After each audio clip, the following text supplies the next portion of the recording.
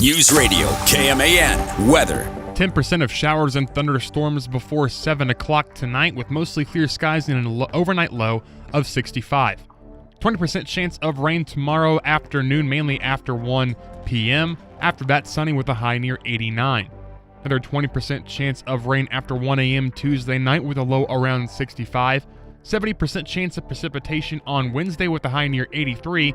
Another 70% chance of rain Wednesday night with a low of 63. Right now, 89 degrees in Manhattan. Wildcat Insider is next on News Radio KMAN. KMAN Daily Weather is presented by Fox Business Systems. How much does downtime cost you and your business? Don't let another second go by. Call Fox Business Systems at 776-1452.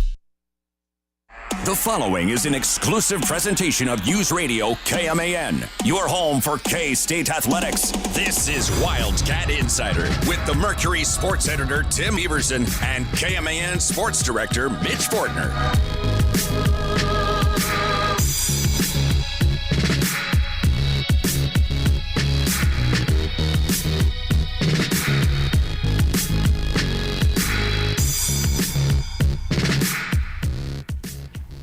If you were born after November 18th of 1989, you've never seen this before. That includes me, that includes Tim, that includes Cole, Gavin. Half of this building has never seen a 1-3 start in their lives in K-State football history. But I mean, starting in 1989, where the Cats that year only won one game, they went 1-10. That was Bill Snyder taking over, needed a new weight room, they needed all new facilities. It had been years also in the past of coaches not hanging around for a very long time and just dreadful seasons. But if you were to tell me there was going to be a season coming up that things were just going to kind of fall off and it was going to be the worst season of your life, like literally, by numbers, by results, by everything, I would not have guessed this was going to be the year. I mean, just surely just based on the talent that K-State has, the solid recruiting, the track record of these coaches with development and success and getting guys out of the transfer portal. Couldn't be this year, not with Avery Johnson at quarterback. No way. Cats lose on Friday night, 23-17. It is a 1-3 start, and there are some out there. The meat of the schedule is still waiting for the Cats to show up. Welcome to Wildcat Insider. Mitch Fortner, Tim Everson from the Manhattan Mercury and Powercat Game Day. Cole Dutchendorf on the board across the glass. We are with you until 6 o'clock. We got a doubleheader of Monday Night Football tonight. As soon as we reach 6 o'clock, we'll join that coverage in progress. But at 5:10, the voice of the Cats, Wyatt Thompson, will join us. And, of course, this may be 2 straight hours of dressing down and tearing this team apart. Because what positives are there to talk about right now? Not a whole lot. Nobody expected. The national people did not expect K-State to be 1-3 out of the gate. And, I mean, we probably need to do some more history on this. But K-State might be on track to be the most overrated team in Big 12 history with this abysmal start. And there is not a whole lot of light at the end of the tunnel. Is this the right time for a bye week? Can things get fixed? No idea. No idea. Tim, I did not watch the game live. Waited until last night, actually, to watch it. I'm in the process of moving right now. I needed to be in a really good headspace to watch this game. It's actually funny because, so as you know, myself along with Cole, we were in Lawrence. Manhattan High has taken on Lawrence Free State. Lawrence is buzzing right now. They got a pretty decent Jayhawks football team and one of the best players in the state of Kansas, J.J. Dunnigan, who plays for Manhattan, is going to KU next year. He's committed, and his dad set up like a meet and greet, and a lot of kids that were there wanted to meet J.J. in person. And as Manhattan was walking in for their warm-ups, getting heckled, but J.J. was getting a ton of love. And boy, did they get a show. But once that game got over, it was halftime. We walked to the car, put the game on our phones, and I'm watching Jace Brown run for 75 yards and score a touchdown in a 17-10, and then there's a blocked punt, cashing in for another touchdown and converting on a 3rd and 17. I was like, oh my God, the season is saved. We have arrived, folks. The Cats are back. I was telling Cole, get ready to play the Cat Attack.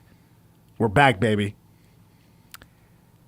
Well, the offense doesn't score again. I'll give credit to the defense somewhat, although Arizona had some play in this with the penalties and missing a couple of field goals. Allowed K-State to go win the game if they wanted to.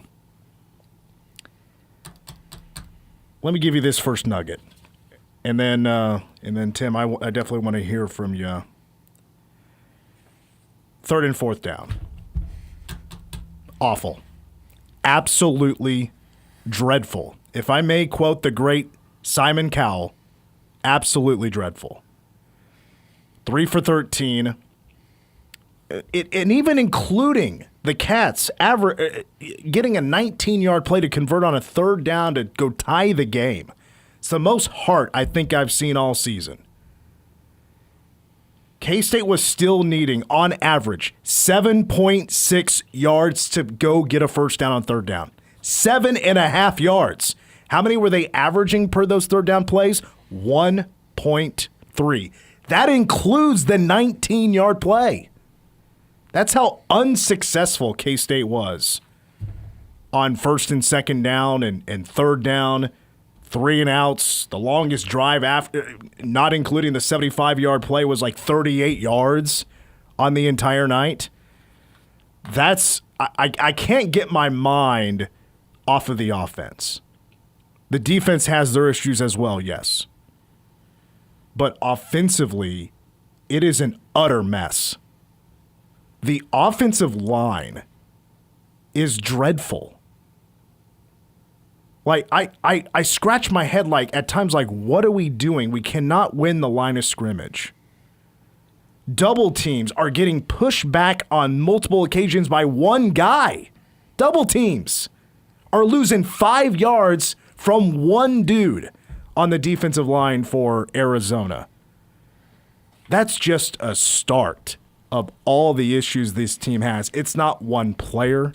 It's not one coach. It's not one room at Veneer. It's not a young player. It's not an old player. It is the entire team making mistake after mistake. Tim. Yeah, and that's part of what makes it so maddening. It would be easy if you could blame it on, just the play calling. It would be easy if you could blame it on Avery Johnson not playing up to his potential. It'd be easy if you could blame it on just the defense not being porous or being porous. It's just so many things, and you just wonder what went wrong. What, the reason why expectations get set, it's not just something that gets made up out of thin air. No. People hear things from inside of the program. Things get talked up. AKA Jerron Tibbs. Yes. Another drop. Yeah. Pretty big play. And then sure, the media has a big part in it in compounding that and kind of making it maybe bigger than it needs to be. Sure. But it is crazy that there was zero when K-State left Manhattan to go to Dublin. There was zero indication. There were things that were unproven. There were things that we needed to find out about, the questions that we had. There was zero indication that we were looking, as of now, if things don't get better, at, maybe the worst K-State team in my lifetime, your lifetime, Cole's lifetime. And the Ron Prince years exist. And still, that is on the table for this team, which is insane to say. I mean, I want to shout out one of the best questions that was asked. I wasn't in Tucson on Friday, but my co-Power Cat Game Day host Mason asked a great question about, hey, Chris, consistency has been a huge brand for you ever since you got to Manhattan. How frustrating is it that is, seemingly completely fell apart? And Kleiman, he didn't know how to answer it because, it is frustrating. He, winning, at least to a certain level, has been the brand for K-State since he got here. Yeah, the floor is supposed to be 8 wins. That's what it's been consistently. 8 wins. That should be the least this team should be doing. We're right now sitting here at 1-3. Let me give you a little bit more on these third. I couldn't get over just the lack of execution.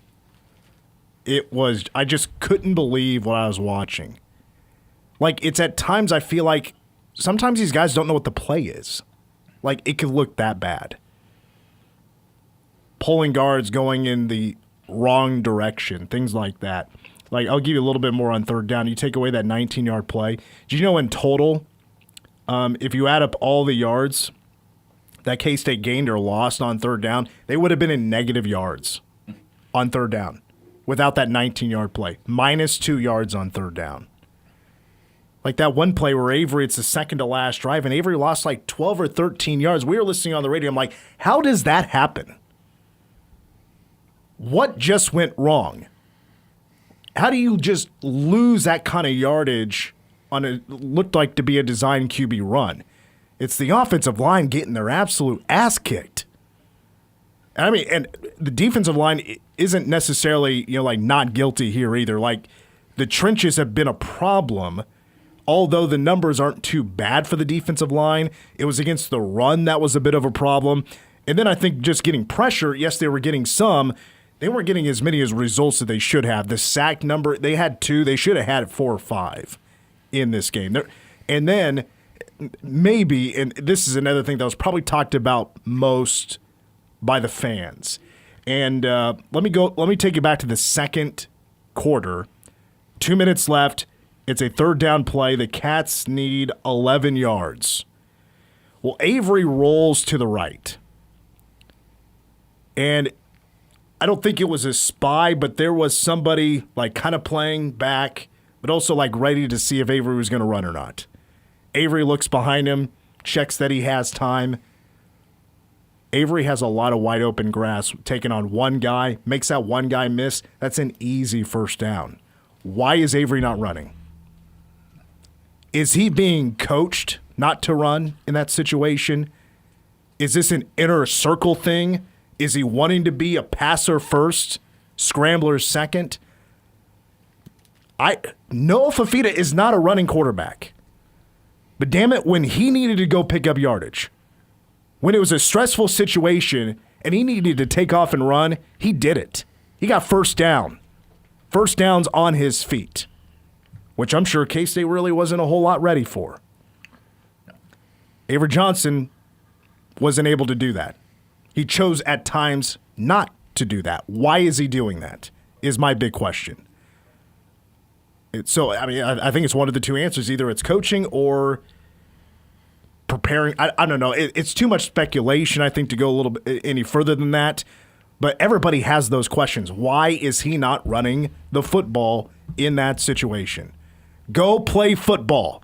Go get first downs. Keep that offense on the field. But to me, number one is the offensive line.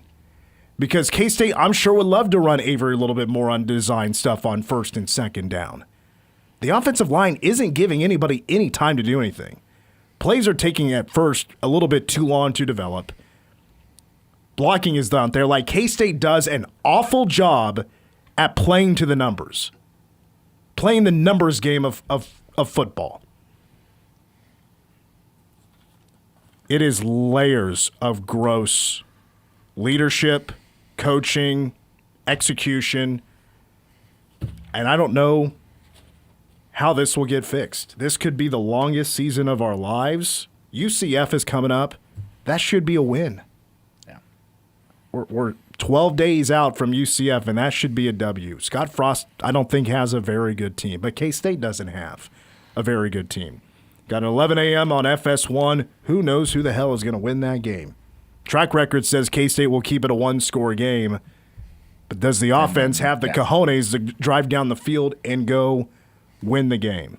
Find a way to lose. Offensive numbers are bad. Third down, they're 116th in the country on third down, 110th on fourth down. Rushing the football, I never would have guessed that they would have gone as arguably one of the best offensive running teams, top 20 in the nation, one of the best in the Big 12, to being dead last in the Big 12, one of the worst in the country. 121st. Awful. And leads me to another thought, like Dylan Edwards gave it a try.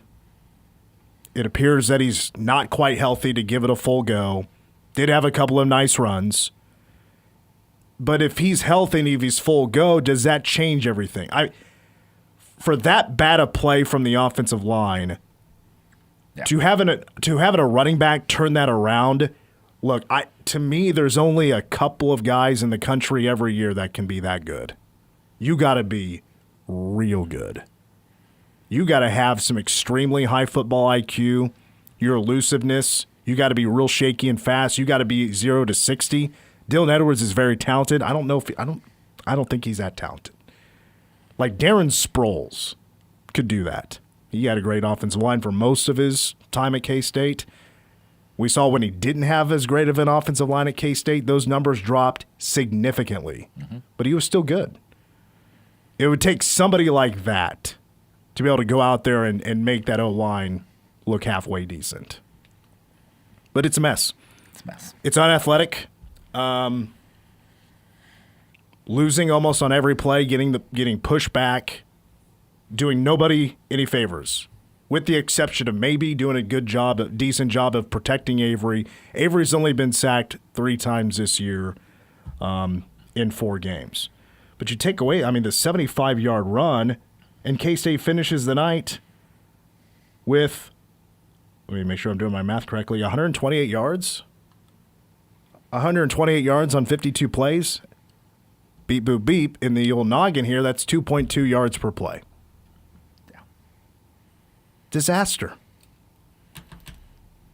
And 75 of those came on one play. Yes, they did. I'll give you the totals here. 193 yards for K-State. Arizona had 412. K-State has ran, let's see here, 225 plays this year. The opponents in total have ran 307. K-State has 56 first downs this year. The opponents, 83. Absolute lopsided numbers. Totally lopsided. Let's take a break. We're going to hear from Chris Kleiman. And breaking news, it appears that this team has an absolute identity crisis on its hands that is right now objective number 1 in this bye week to get fixed. We're going to hear from Chris Kleiman after the loss to Arizona after a timeout on Wildcat Insider. You're listening to Wildcat Insider. Whether it's game day or a night out with great live music, Bottle Cap Sports Bar delivers the atmosphere you're looking for. It's Manhattan's go-to spot for catching every Wildcats or Chiefs game and enjoying live music that plays the songs you actually know. Come early for a good seat, great music, and cold drinks served up right. Stay in the loop. Check out their Facebook page for the full schedule of events. Bottle Caps, where the music's live, the game's always on, and the vibe is just right. Bottle Cap Sports Bar located on West Anderson across from Dairy Queen. In Manhattan, building community means more than bricks and beams. It means innovation and partnership. At McCown Gordon Construction, we deliver feature-focused solutions to projects that shape our region. From advanced research labs to vibrant education, healthcare, and community hubs. We're not just building projects, we're building the future of the Flint Hills with unmatched customer experience and value-driven strategies. We're building for tomorrow. Visit kansas.mccown.gordon.com. The Trust Company is an independent, locally owned wealth management and investment company founded right here in Manhattan in 1992. Building and nurturing relationships that very often last decades is the Trust Company's key to designing and managing a plan to meet your short and long-term life goals. If we do our job, our relationships will become one of mutual trust, and we hope to make a friend. The Trust Company, locally owned, client-focused. Our only allegiance is to you. Visit thetrustco.com. Information you can use in an ever-changing healthcare environment. America's Healthcare Advocate, Carrie Hall, Saturdays on News Radio KMAN. We're here to educate and inform on the topic of healthcare and health insurance. We've partnered with Blue Cross and Blue Shield of Kansas to bring you these shows to educate you on healthcare and health insurance issues. That's why we're doing these shows here on America's Healthcare Advocate. Join Carrie Hall, America's Healthcare Advocate, Saturday mornings at 7 on News Radio KMAN.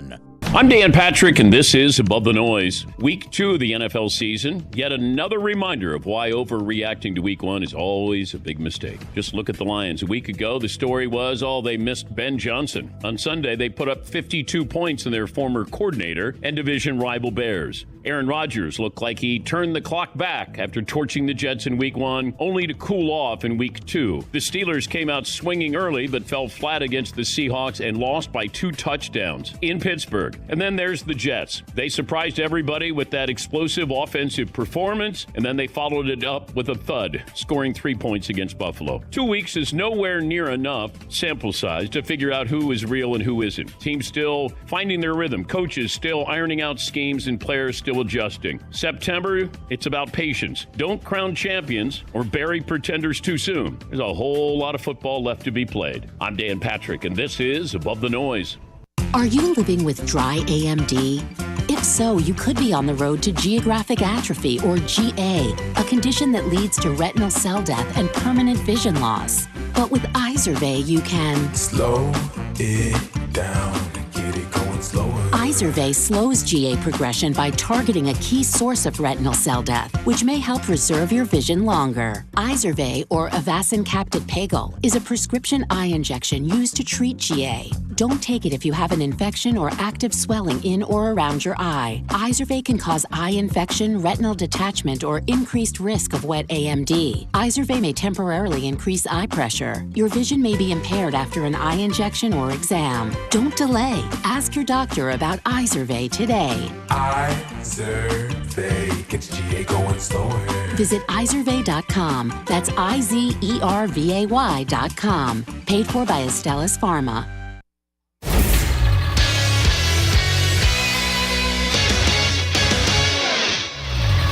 I'm Cole Betchendorf with the Wildcat Insider Sports Update, brought to you by Bottle Cap Sports Bar. Despite a strong push early in the second half, Kansas State's woes continued Friday night in a 23-17 loss to Arizona in Tucson. After a lifeless first half that saw K-State fall behind by 2 touchdowns, the visitors stormed back to tie it up midway through the third quarter, but couldn't find the winning play down the stretch as Arizona did just enough to cling to the win. Chris Kleiman's K-State squad now heads into the off week with a 1-3 record, the worst start since 1989, Bill Snyder's first year in Manhattan. K-State gets this coming weekend off before facing UCF at home on the 27th, which kicks off at 11 a.m. with PowerCat game day coverage beginning at 7 on 101.5 K-Rock and News Radio KMAN. An Eagles interception in the red zone and a touchdown on the ensuing drive proved to be the difference yesterday as Philadelphia downed the Chiefs 20-17 in a rematch of last year's Super Bowl. Patrick Mahomes' pass on 2nd and goal from the 6 went in and out of future Hall of Famer Travis Kelce's hands and into the hands of Eagles rookie Andrew Mukuba, who nearly ran it back for 6 before being tackled by Chiefs offensive tackle Josh Simmons. The Royals won the last game of 3 on Sunday 10-3 to avoid the sweep at the hands of the Phillies. They'll be back in action tomorrow against the Seattle Mariners pregame at 6.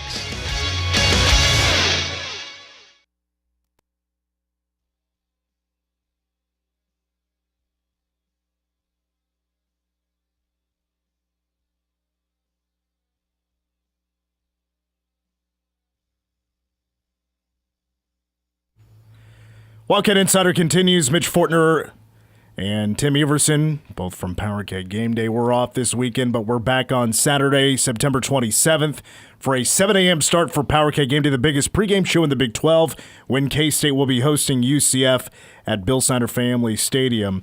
We're going to hear from Chris Kleiman here in just a moment. Cats lose this past Friday night at Arizona Stadium to the Arizona Wildcats, 23-17. The final score. K-State comes out with a big spark in the third quarter, a Jace Brown 75-yard touchdown run where there was a ton of holding on that play, and K-State was lucky for it to not be called to house one and looked like it was going to turn things around. And then K-State, after a dropped snap, ends up blocking a punt, getting it in the red zone.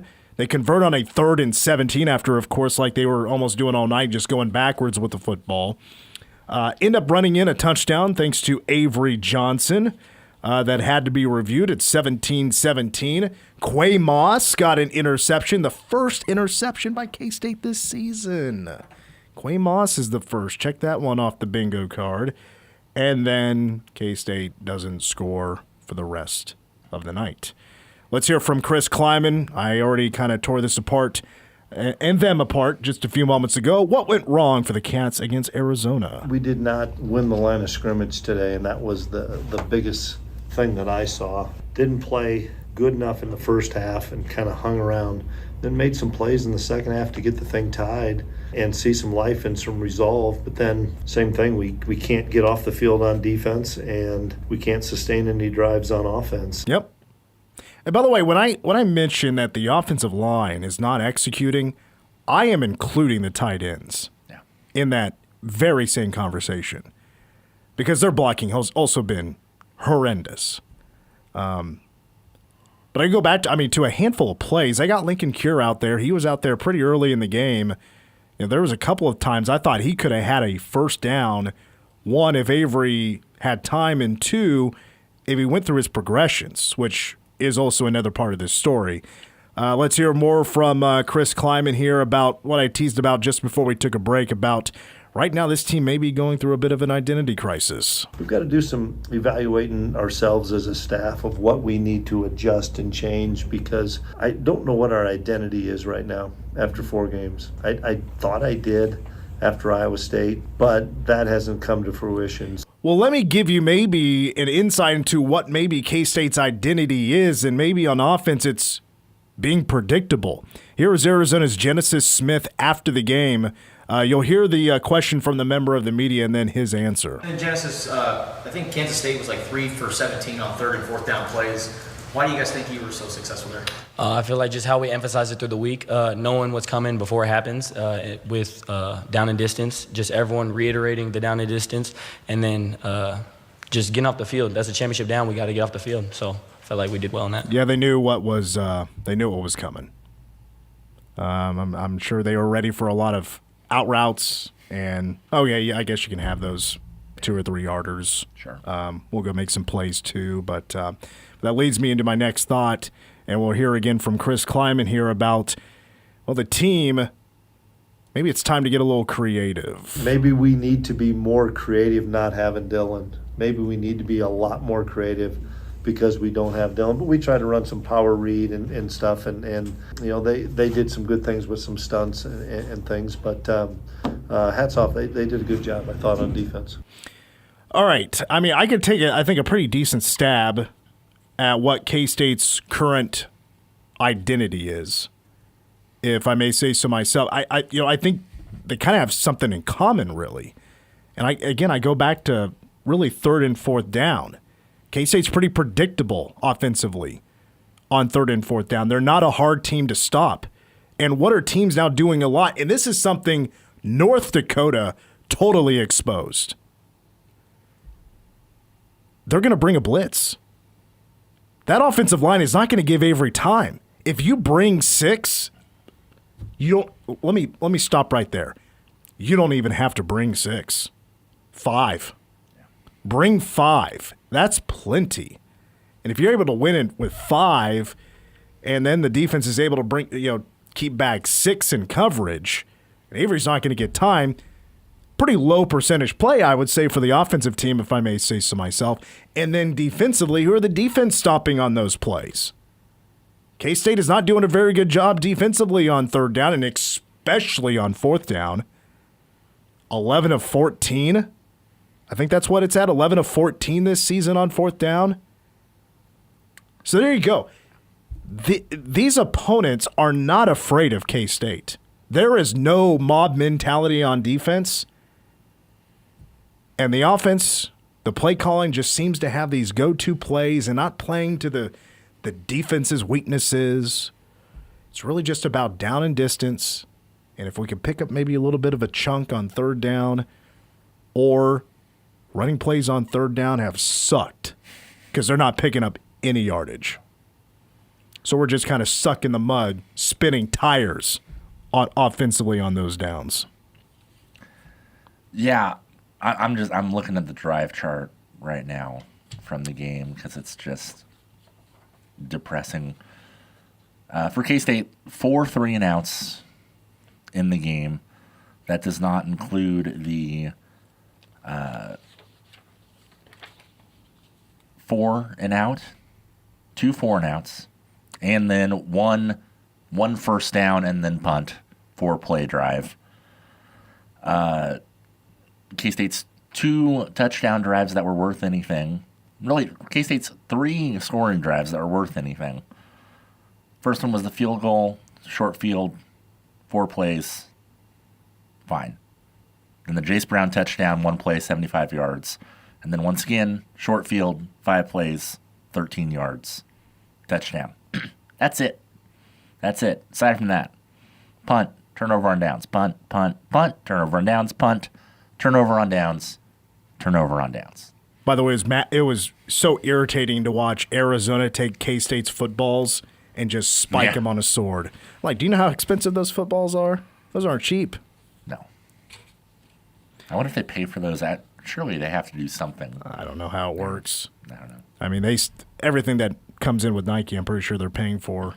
Maybe at a discount. I'm not sure. But anyway, that's not the conversation.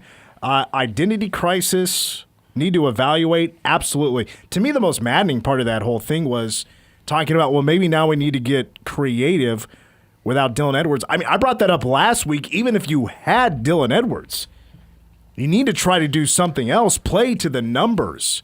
Run blocking has to get way better. How is that not apparent after Iowa State? Like, duh. I mean, respectfully, duh. Let's hear more from Chris Kleiman.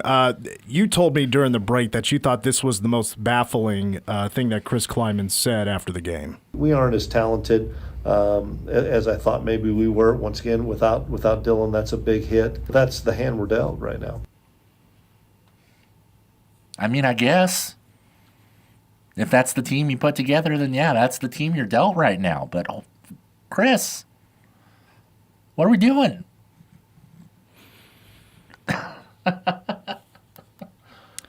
Yeah, there is parts of this team that is obviously talented, but this mix of guys, well, I still lean on this. I think is a bit more of a coaching issue. If I were to say this is a talent issue, yeah, I'm going to probably look at the offensive line. That offensive line isn't very talented. Slow. Doesn't move its feet. To me, it's like so much of a fundamental issue. And I know I keep going back to the offensive line, but look, to me, the offensive line is the most important group of guys on a football team. You need to score points to win, and it's hard to do much when your offensive line is not executing. They are not executing. And I was a little bit confused about the use of the running backs in the game. I know Dylan went down. Hardly saw any Joe Jackson. Let's see. Where was Devon Rice? Like, he was basically, let me go back to the numbers. I believe he was basically a no-show. I don't even know if he was even used, if he got a carry in the game. Look, I think he could give you a little bit of a burst maybe if you want to try to He did not. duplicated Dylan Edwards. So I don't know what his situation was. Was he banged up? I don't know. We didn't have a press conference today. Antonio Martin is going to give you what you saw. He's just going to run straight forward. He's more of a bus. He's just going to try to push some guys, and he did okay. With a competent offensive line, that actually offers kind of an interesting wrinkle to be able to throw out there. To have a guy that can bruise his way in there, but he can't do it by himself. I mean, at least there is somebody to kind of push the offensive line, push the pile in a positive direction. I'm trying to search for answers here, and it's so hard to find. Like, I don't believe this team can turn it around. I don't think they have what it takes, and it's so amazing to see. With mentioning the offensive line, we got to mention as well, we got a first-year offensive line coach for K-State. Brian LePack is having a disaster of a first year. Yeah. And I'm having the same frustrations as everybody else is with the play calling. And I hate to say it, I've been talking to people from Texas Tech and those that cover Tech. It's a lot of the same problems that Tech was having with Matt Wells. It's a lot of the same. A lot of their complaints, anybody that said from Texas Tech, look, K-State, this is what you're going to get. You may run into these problems. It's probably a lot of I told you so's right now. It's a lot of the same issues. And the number one reason I was told that you could tell Matt Wells is running this offense is the offensive line is not executing. They're put in head-scratcher situations. They're making head-scratching moves. They don't know what the play is. What are we running here? That was Chris Kleiman from after the game. One guy I want to shout out positively.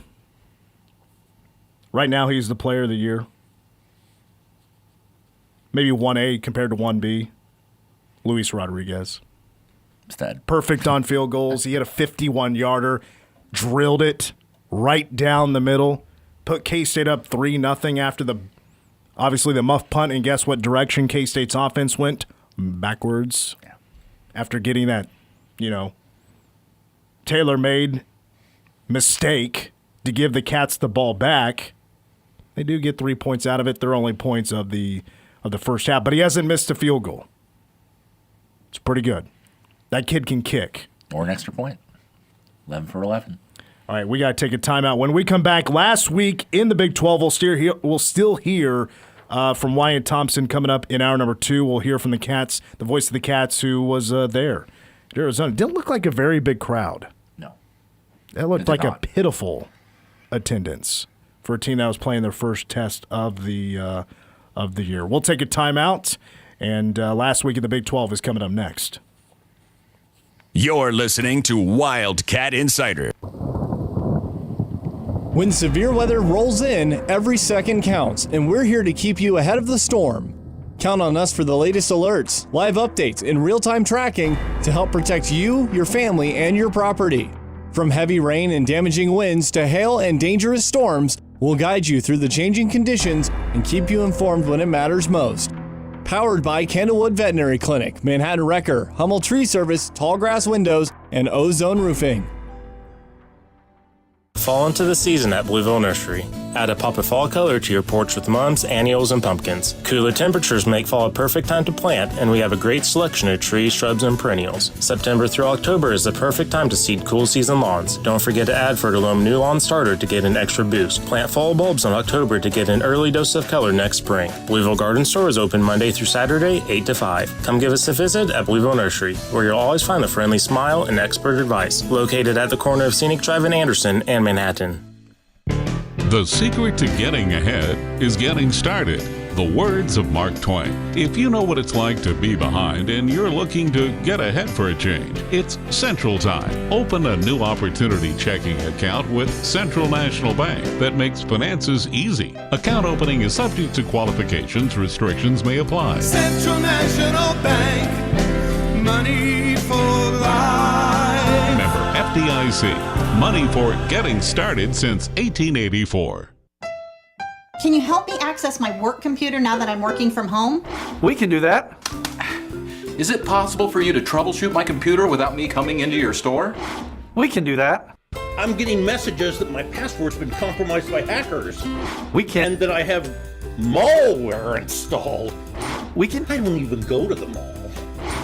We can do all of that. Fox Business Systems business level support. We can do that. Call 776-1452 or stop by 531 Fort Riley Boulevard. WeBuildSolutions.com. James was diagnosed at 3 months old with neuroblastoma. We went from thinking we had a healthy 3-month-old little boy. All of a sudden, he had this super serious cancer. It was heartbreaking. He had chemotherapy until he was just under a year old. And at that point, he was in remission. Went that way for a year and then relapsed February of 2023. And here we are 1 year later, finishing up treatment, hopefully. The research is extremely important. The treatments that they're developing here get shared with all the doctors to help treat children worldwide. It's contributing something like one more piece of the puzzle to curing this horrible disease. We all want the same thing. We all want our children to live, have long, meaningful lives. Finding cures, saving children. Learn more at stjude.org. Mommy, can I sit in the front seat just this one time? Please, please, please. No, not yet. But why? Because I love you, and you're just not ready yet. Now, get in the back so I can get you in your car seat, please. Putting your kids in the right seat for their age and size is an act of love. Check that your kids are in the right seat at NHTSA.gov/the right seat. Love protects. A message from NHTSA and the Ad Council. For area high school scores, recaps, league standings, and coach interviews, check out Scoreboard Saturday at 8 a.m. during football and basketball season, including coverage of the Centennial League, NCKL, Big East League, Flint Hills League, and the Twin Valley League. Scoreboard Saturday on News Radio KMAN is powered by WTC Communications. News Radio KMAN weather. Right now in Manhattan, 89 degrees, heat index at 92. Slight chance of showers possible until 7 o'clock, just at 10%, with an overnight low of 65 and mostly clear skies. Tomorrow, a 20% chance of showers after 1 in the afternoon. Other than that, sunny with a high near 89, wind at around 5 miles per hour out of the south. 20% chance of rain Tuesday night after 1 in the morning. 70% chance of precipitation on Wednesday with a high near 83.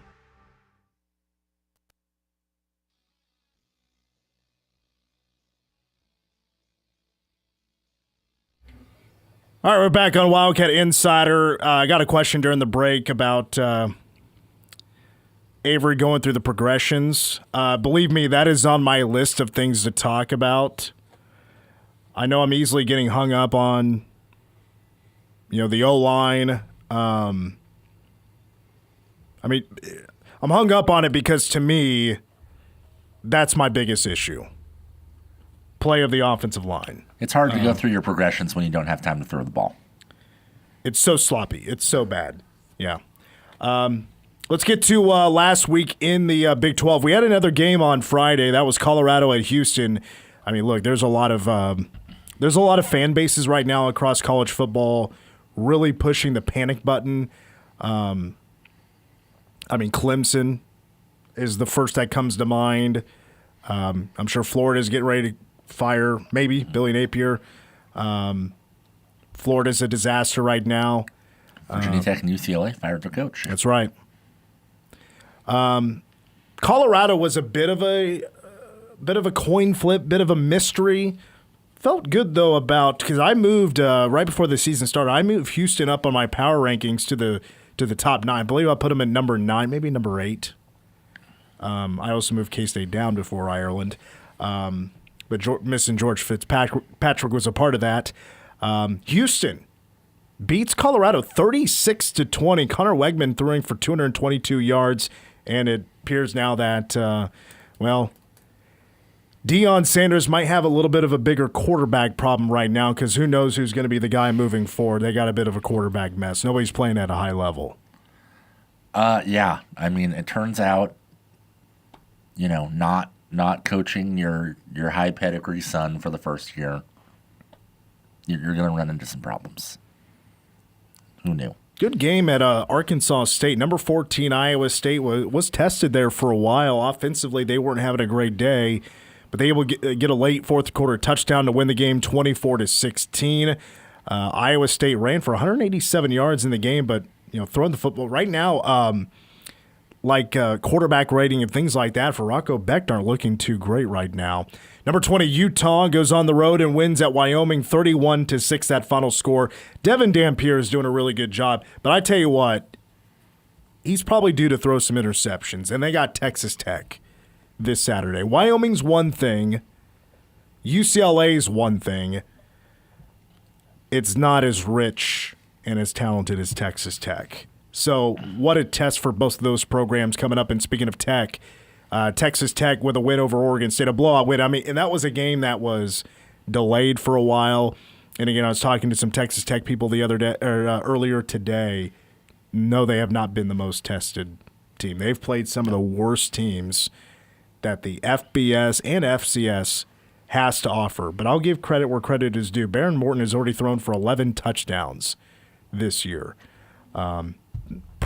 He's been better. He has been better than I was expecting this year. I know that College game day is more and more becoming less of a big deal, especially around these parts. But the fact that and maybe they just won't go to a Big 12 school ever again. Maybe that's just the deal. But the fact that they're going to Miami versus Florida, instead of a game like Tech, Utah, is ridiculous. Which, by the way, that game is at Utah, and it got big noon. Yeah. So that'll be – are they Mountain Time? Yeah, they're Mountain Time. Yeah. Yep. Yeah. So, yeah, that'll be a 10 a.m. kickoff there in Salt Lake City. Baylor takes care of Sanford 42-7, that final score. The backyard brawl was a classic rivalry game. It goes to overtime. West Virginia with the late score to send the game to overtime, and they win 31-24. I got to watch a pretty big chunk of that game. And before that game, they did announce that they're going to be extending the backyard brawl for another 4 years. And especially West Virginia coming off the loss to Ohio. I don't remember what the final score was between Ohio and Ohio State. Ohio's actually decent. They're not a bad team. No. And West Virginia went to Ohio to play that game. West Virginia, it could have been like a K-State.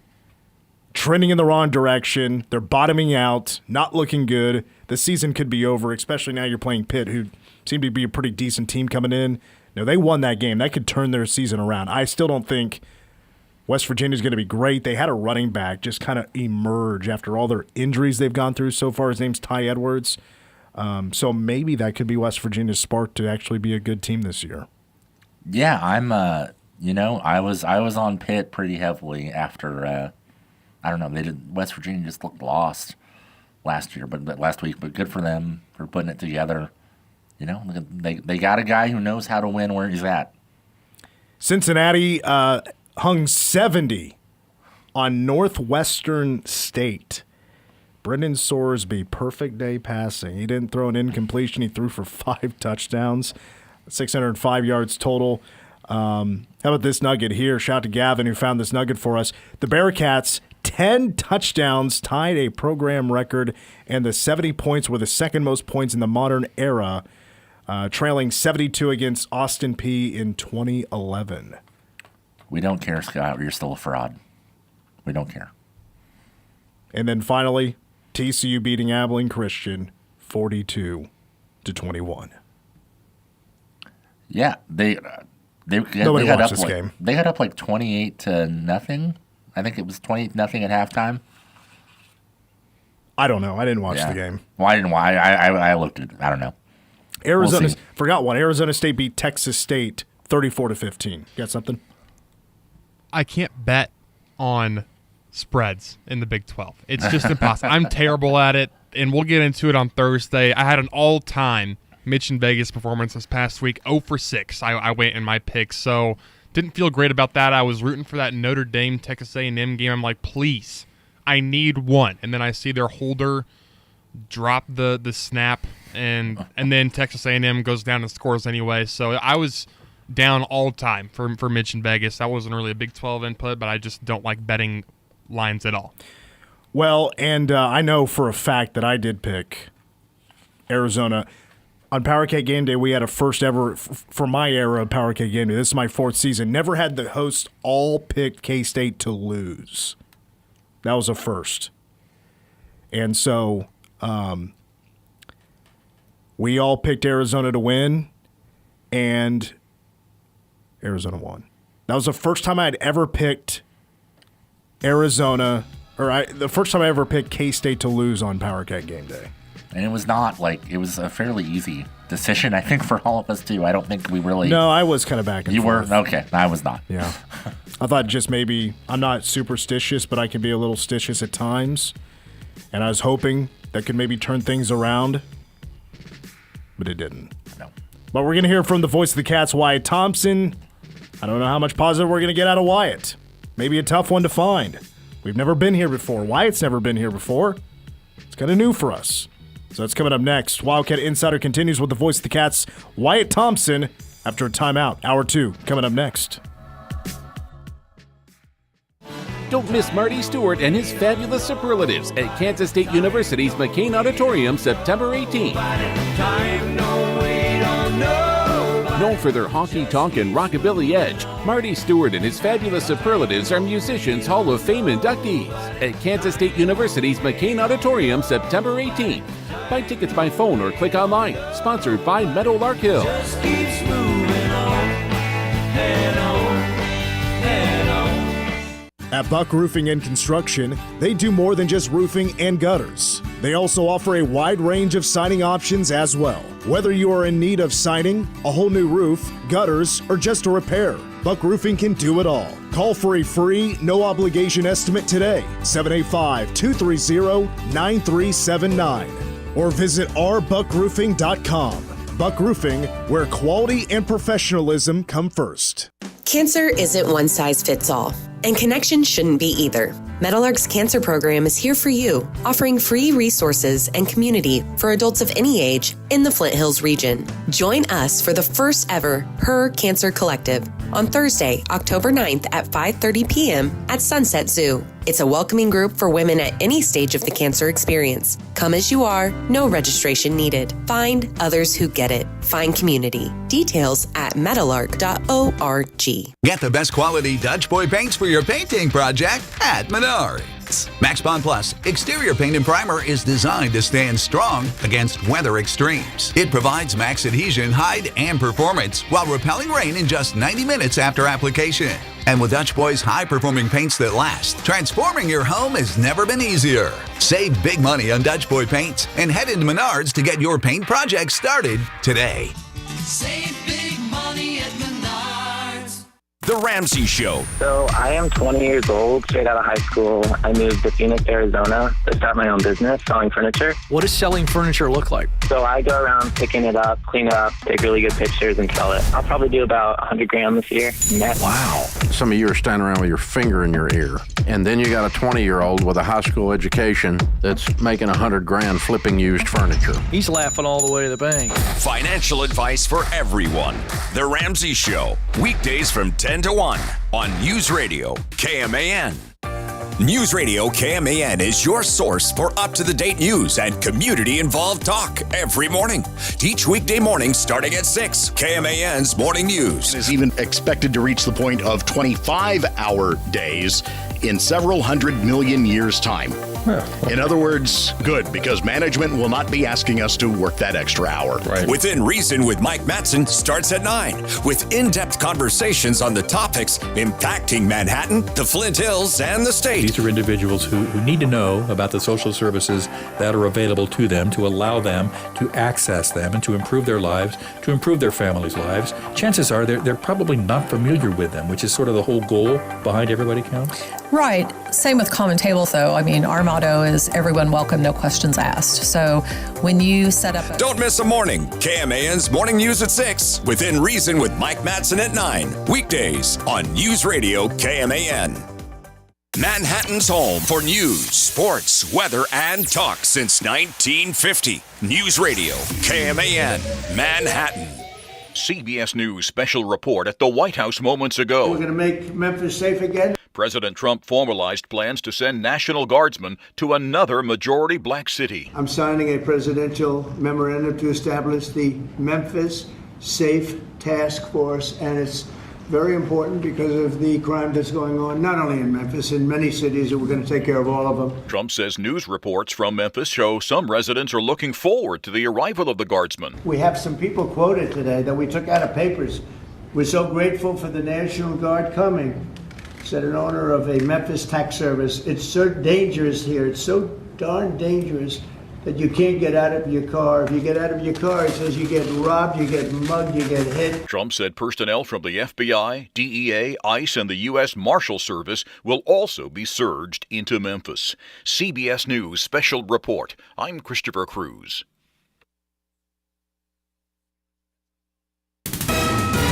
Now, the latest news from the News Radio KMAN and Manhattan Mercury Newsroom. Riley County officials finding more cost to upgrading IT technology. An arrest made in a recent string of tire slashing in Junction City, and a local firefighter pushing back on a potential fire department merger. Hello, I'm Brandon Peoples with a check of local news. Nearly a week after the Riley City Council agreed to move forward with merging its fire department with Riley County Fire District No. 1, a local firefighter is pushing back. In an email to K-Man and the Mercury, Kevin Bellamy said he's among the last of Riley's remaining firefighters after several resigned over the weekend. He voiced opposition to the merger and raised concerns at today's Riley County Commission meeting. This proposal is not a simple administrative shift. It represents the dismantling of a 103-year-old institution that is fundamentally woven into the fabric of the city of Riley. Bellamy warns that losing local control would be devastating for Riley. Consolidating our department into a larger county-wide entity would dilute that focus. Decisions about staffing, resource allocations, and response priorities to our neighborhoods be made by county-level administrations and not by the community that is most directly affected. Riley Mayor Darcy Potriff says the city has struggled to recruit and keep volunteer firefighters, also been faced by Riley County. Fire Chief Russell Stuckey says merging would cut dispatch delays and improve response times. However, Bellamy argues a county-run service covering more territory would inevitably lead to longer response times. City and county leaders are still in discussions with no timeline yet for an agreement. While renovating the old Emergency Medical Services building, Riley County is updating it to better house the fire department's information technology. At today's meeting, the county's IT director spoke about the process of moving the technology over. IT Director Corey Meyer says the project is estimated to cost around $800,000. To start with, the building does not have a generator, so we've got to have a generator installed and put in. All of our services right now, internet, all those things, our entire server room, all those pieces would need to move over into that building. He says the IT department would also have to redo communications wiring between the two buildings to move existing equipment. You got to remember that there's not just the sheetrock and carpet and paint and all of it. It's the whole IT side to move all of that over there and get all that going. So we're taking an estimated number off previous projects that have been done, but we're trying to calculate in. Meyer says he's unsure exactly how much IT expansion will cost. Junction City Police say they've arrested a suspect in connection with a string of recent tire slashings. Officers this morning spotted 30-year-old William Kenneth Taylor and say that he ran when they tried to make contact with him. After a brief chase, police say Taylor was taken into custody without incident. He's currently being held at the Geary County Corrections Center on 10 total counts of damage to property and burglary, tied to reports of tire slashings in the 200 to 400 blocks of West 5th and West 6th Streets and other nearby areas in Junction City. Police say the investigation is ongoing. They're asking anyone with information to call Junction City Police or submit an anonymous tip to Geary County Crime Stoppers. As the new Hartford building takes shape on Points Avenue, so does the plans for its tenants.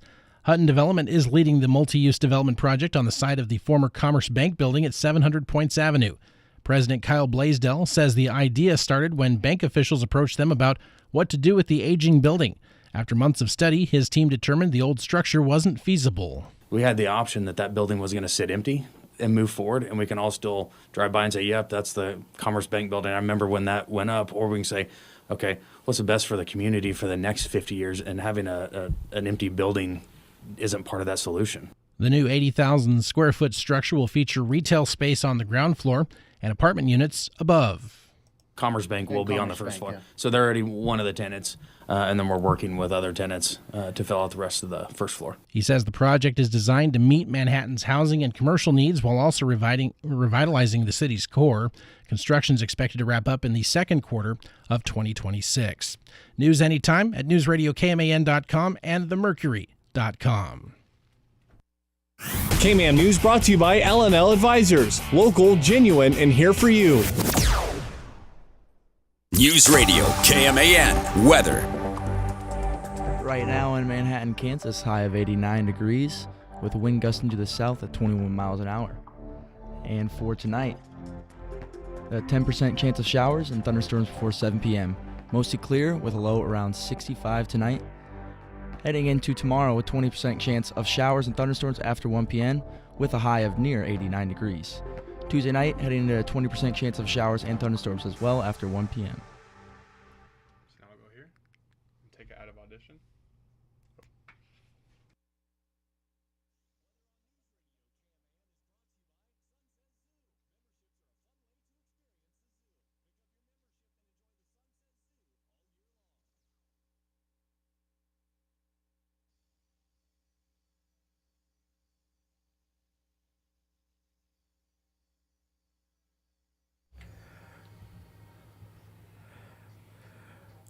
How about that? You got a little listen in on a little behind the scenes training across the glass. Shout out to Cole and Gavin. Gavin's new here to the staff. He's learning how to run things. And let me tell you, for somebody that learned, let's see how long it's been now. So it would have been August of 2012. When I started here and I was learning that job, it is intimidating. And Gavin just did his first weather report. Not bad. Not bad. And I'm sure he was really nervous. Only up from here. Or down. You decide. Yeah. Cole is your offensive line. Will he block for you? That's the question. All right, we're back on Wildcat Insider. Mitch Fortner, Tim Everson, who's from, of course, the Manhattan Mercury as a sports editor, and he'll be, of course, with me and with Zach and Mason on PowerCat Game Day a week from Saturday. That is the UCF game at the Bill, and that'll kick off at 7 a.m. Kick off at 11 a.m., 7 a.m. for PowerCat Game Day right here on News Radio KMAN. We wait to talk to Wyatt Thompson. Let's see, we're doing a lot of training. We're getting him on the line right now. Okay. Cats fall to Arizona, final score 23-17. Obviously, that is, it's the worst start of my lifetime. 1989 was the last time the team started that rough, and as a matter of fact, that team did exactly start 1-3 thanks to that touchdown pass at the end of the game from Stralda Hernandez to beat North Texas State back in the day. Yeah, you hope that you don't continue the season the way that team did, because, spoiler alert, they did not win another game. Well, and let's be fair. I mean, yes, that's the comparison based on record, talent, and competition. Very different. Obviously, now this team is like, if this team played the team back in 1989, it may be 50-0, but probably no guarantees. But you're right. You don't know. That team in 89 went 0 for the rest of the way. Did have a couple of one-score games. I'm looking at the schedule right now. Lost to KU 21-16. I think this year's result's going to be a little bit worse than that. We're ready to go. All right. We now welcome in the voice of the Cats, Wyatt Thompson. Wyatt, I appreciate your time. Hey, what time did you guys get back Saturday morning from that trip to Tucson, Arizona? I walked into my front door at 4:33 a.m. Yeah. A long trip back. Frustrating night. I know you've been talking about the 1-3 start. I heard a little bit of the show in the first hour, and I don't know where you want to start, but we've got a couple of weeks to kind of see if we can get a few things corrected, right? Well, I guess we could start where I've been kind of talking almost the whole show. I've been having a tough time pulling myself away from the offense. Just because that's just where I'm bothered by the most right now, the offensive side of the football. I'll ask this because Genesis Smith, who plays on the defensive side for for Arizona mentioned after the game that why they were so successful on 3rd and 4th down is because they knew exactly what was coming. So I guess I'll just ask the question, like, has K-State fallen into a bit of a crutch on some plays, maybe a little bit too predictable? I guess what's your thought right now on the way K-State is going about 3rd and 4th down plays? Yeah, I think you would probably have to say, even if you were the most staunch supporter, that they have become a little bit predictable. I guess that's pretty telling for a young man to reveal that in a post-game press conference or on radio or to a reporter, whatever it might have been. But I think it says a lot. And I don't think you have to do much more than watch the game or study the numbers to see that. K-State had basically 2 really good quality plays in the game, shot plays, if you will. One a 31-yard play and another one a 75-yard run. But other than that, there just wasn't a lot to brag about, and yet they still found a way to make a game of it.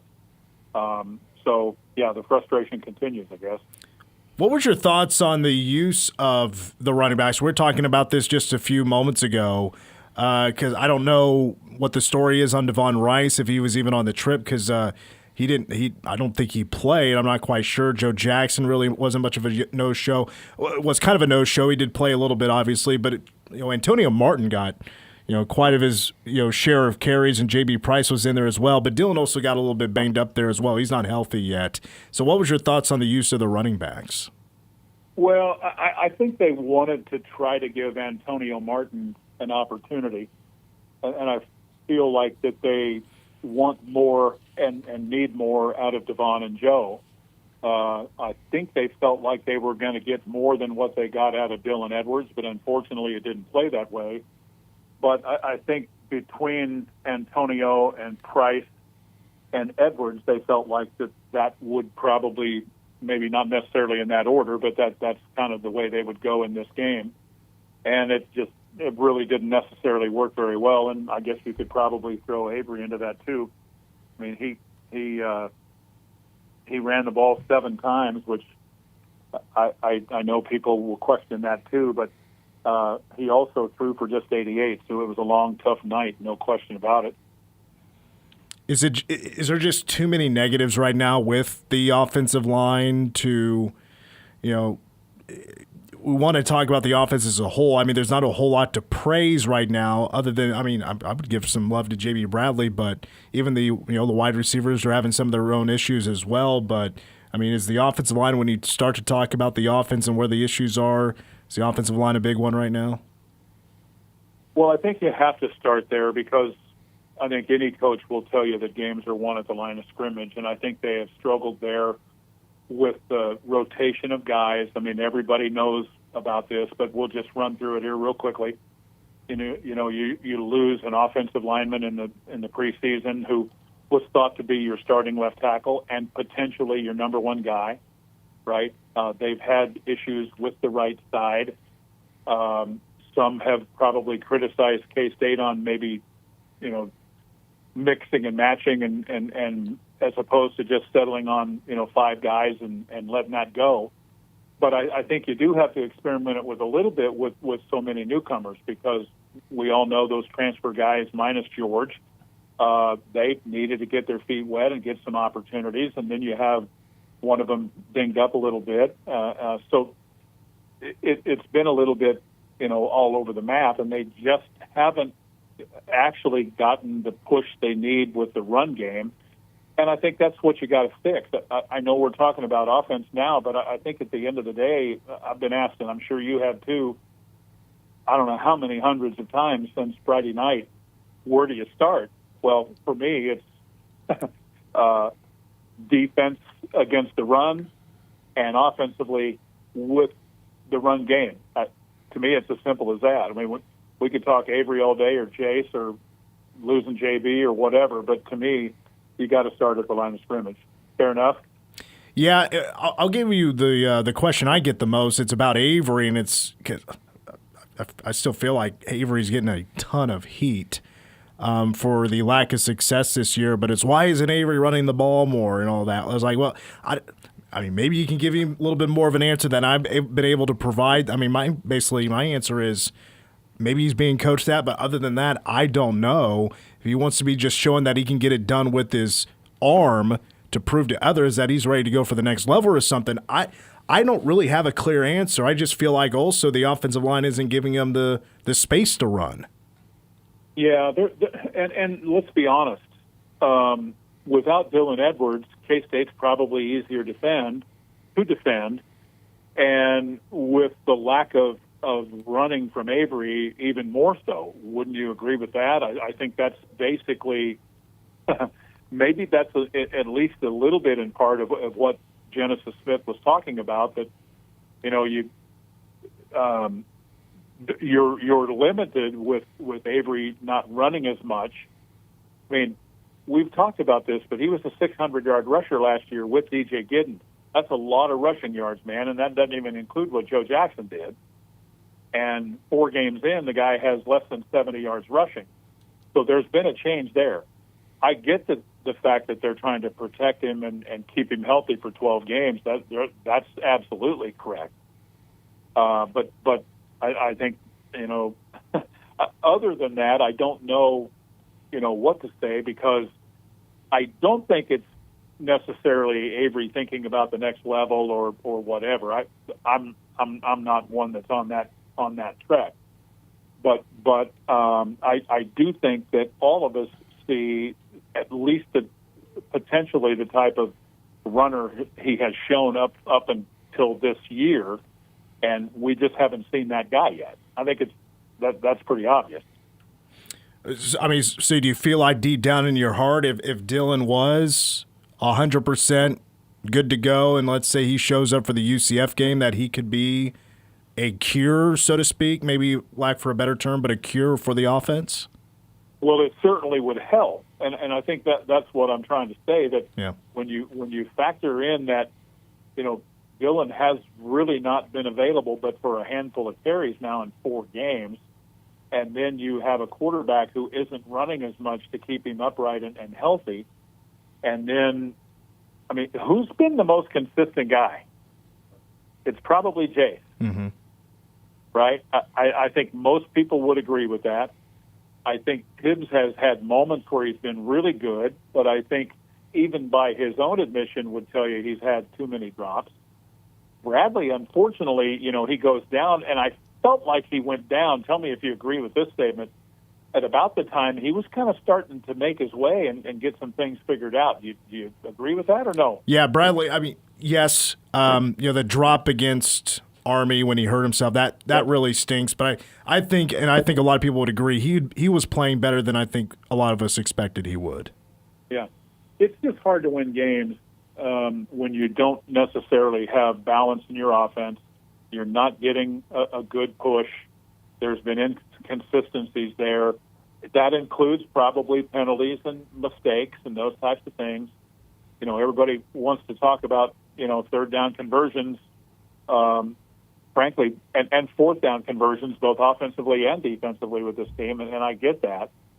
But I want to, maybe in this off week, maybe I can figure this up. I'd love to know what K-State is averaging running the ball and throwing the ball on first down, because I think that has a direct correlation with what's happening on third down.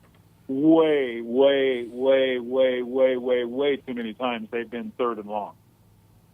Well, I pulled the numbers today from the Arizona game. So prior to the Arizona game, K-State was needing an average of 6.8 yards on third down. Now, that's a lot. Yeah. That's probably too high. And against Arizona, they are needing, and this includes when they were backed up, 17 yards to go, and they needed 19, and they got it. That led to the game-tying touchdown. K-State was needing in the Arizona game 7.6 yards per third down, and they got, including the 19-yard play, 1.3 yards on third down. Yeah, well, there you go. You go back to football can be as complex as you want to make it, I think, but it also can be a very simple game too, and it's blocking and tackling. And if you're not getting the blocking part of that done, I mean, you heard Coach say the other day at the press conference a week ago today that, this line is blocking for 4 and those guys are getting 4. It isn't just the offensive line, but there's also no DJ Giddens, and for the most part there hasn't been Dylan Edwards, and that's been problematic. Do you put the defense, do you talk about them in the same vein, in the same context, in the same tone when it comes to struggles as the offense? No, probably not, because I don't know if you would agree with this or the people driving around town and headed home would buy this too, but I felt like the defense made some adjustments as the game went on against Arizona's pass game. They were getting a lot of what they wanted earlier in the game, and then later in the second half, I remember saying at one point that Fafita had thrown for only 65 yards in the second half. So they made some adjustments.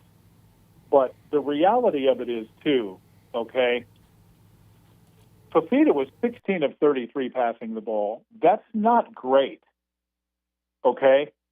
But when you rush 45 times for 234 yards, that's going to win you a lot of football games. And that's where I think you have to say where K-State failed in this game defensively. They gave up a lot of pass yards early, but they gave up too much rushing, really, frankly, all night long.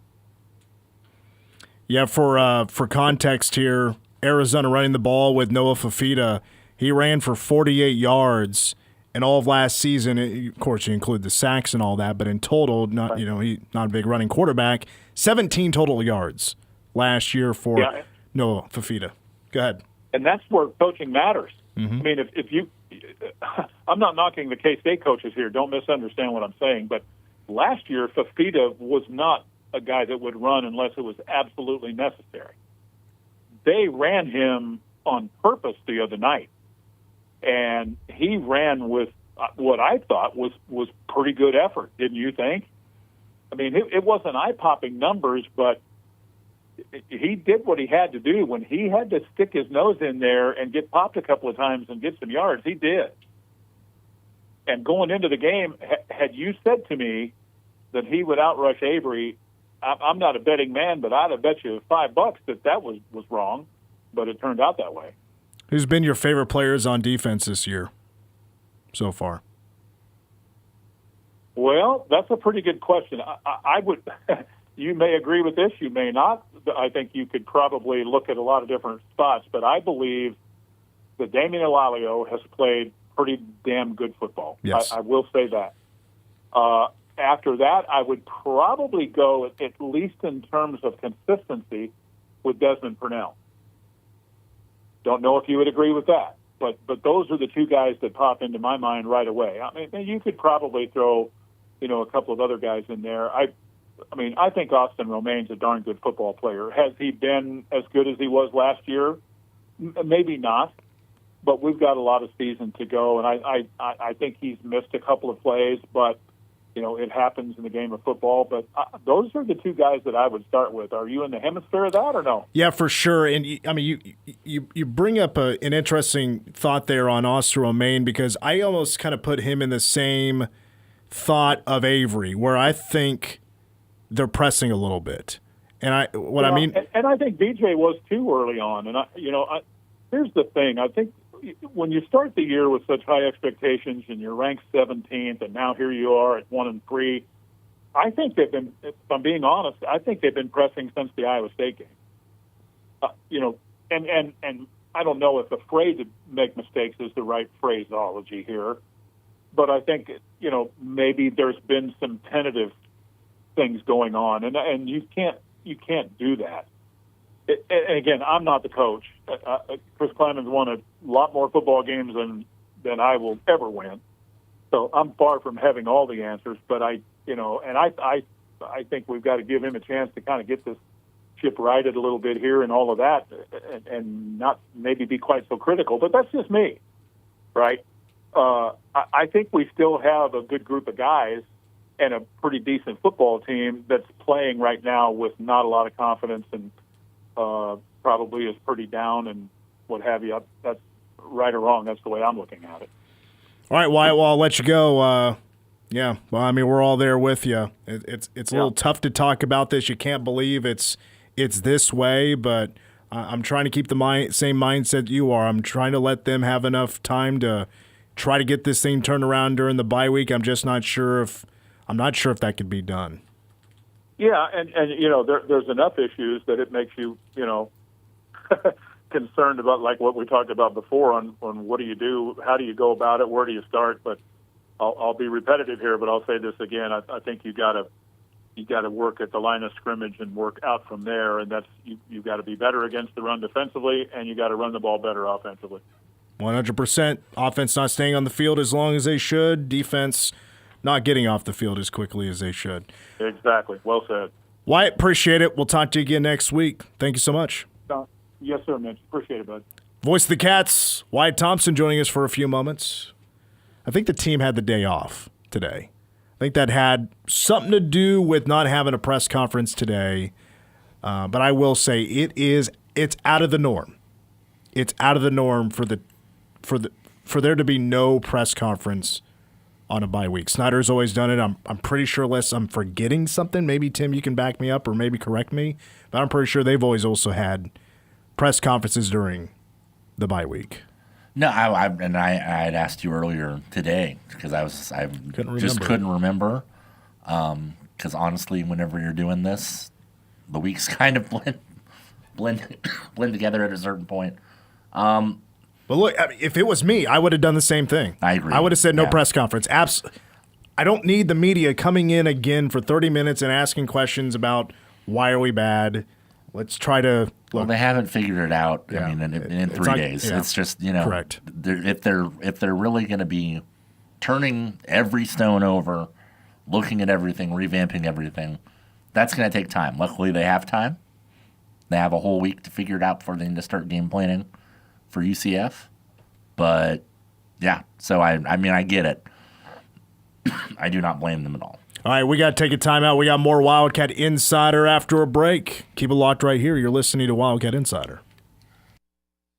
You're listening to Wildcat Insider. Manhattan Broadcasting is keeping it local. Dollars spent locally today help build a better community for tomorrow. WTC Fiber Internet is on its way to all of Manhattan. Sign your home or business up today at WTCKS.com. No contracts, no data caps, or overage fees. Fast, local, reliable. WTC Fiber Internet. Sign up today at WTCKS.com. It's time for spring cleanup. Find what you need in the brand you love at Midwest Ace Hardware. Make yard cleanup easy with Ego or Stihl trimmers and blowers. Fertilize and seed your lawn with Scotts. And enjoy cookouts all summer long with Traeger, Blackstone, Weber, or Big Green Egg. Ace is the place with the helpful hardware folks. For a once-in-a-lifetime experience, engagement ring shopping simply can't be duplicated on a computer screen. At Fifely Jewelers, you'll be pleasantly surprised by our pricing compared to buying online, and we offer financing. Plus, you'll have peace of mind by shopping locally with Fifely Jewelers. Manhattan Broadcasting is keeping it local. Find more great local businesses plus special deals and offers when you keep it local on our website. Are you prepared for the future? Ensuring your legacy and protecting your loved ones start with estate planning from Adair Law. From wills to trust to powers of attorney, the team at Adair Law will create a personalized plan that reflects your wishes and secures your assets for generations to come. Thinking about the future isn't always easy, but planning your estate can be. With Adair Law, you can protect what matters most, your family and your legacy. Don't leave their future to chance. Secure your peace of mind today with Adair Law. Protecting clients with compassion is what they do. Call 785-776-2000 today. Your commercial facility is one of your biggest investments, and keeping it in top shape is critical. At Icon Structures, we know repairs and remodels can feel overwhelming, but we make it simple. No project is too big or too small. From minor fixes to expansions or brand new builds, our expert team delivers quality work at a fair price, starting with a free estimate. What does your facility need today? Icon Structures is here to build it or fix it and keep it strong for years to come. Call 785-587-8523 extension 100 or visit icon-structures.com today and let us help you. Icon Structures. We bring your building needs to life. Why drive hours to catch a flight? Manhattan Regional Airport brings the world closer, right from your backyard. Enjoy the convenience of flying local with daily service to Chicago and Dallas, making global connections easier than ever. Fast, friendly, stress-free. Soar from Manhattan, Kansas, and get closer to where you want to be. Fly smart. Fly local. Fly MHK.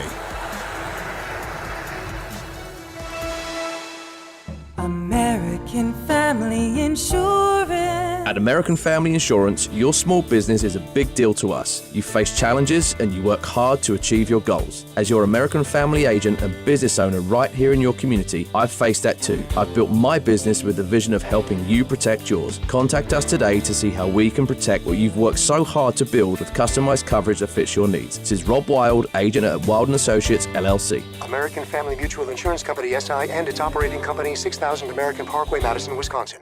Allison is perfect. I mean, she'd never tell you that. She's perfect. Allison, wait, are you texting and driving?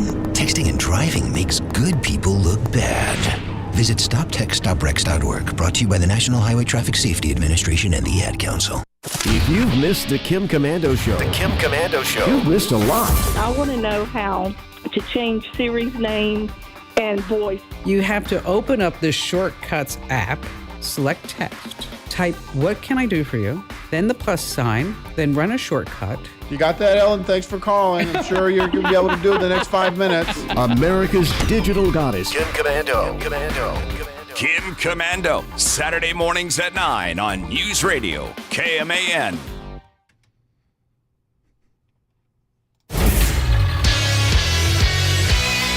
Despite a strong push early in the second half, Kansas State Rollers continued Friday night in a 23-17 loss to Arizona and Tucson. After a lifeless first half that saw K-State fall behind by 2 touchdowns, the visitors stormed back to tie it up midway through the third quarter, but couldn't find the winning play down the stretch, as Arizona did just enough to cling to the win. Chris Kleiman's K-State squad now heads into the off week with a 1-3 record, the worst start since 1989, Bill Snyder's first year in Manhattan. K-State gets this coming weekend off before facing UCF at home on the 27th, which kicks off at 11 a.m. with PowerCat Game Day coverage beginning at 7 on 101.5 K-Rock and News Radio KMAN. An Eagles interception in the red zone and a touchdown on the ensuing drive proved to be the difference yesterday as Philadelphia downed the Chiefs 20-17 in a rematch of last year's Super Bowl. Patrick Mahomes' pass on 2nd and goal from the 6 went in and out of the future Hall of Famers Travis Kelce's hand and into the hands of Eagles rookie Andrew Mukabua, who nearly ran it back for 6 before being tackled by the Chiefs' offensive tackle Josh Simmons. Kansas City will hit the road to face the New York Giants to avoid starting 0-3 for the first time since 2011.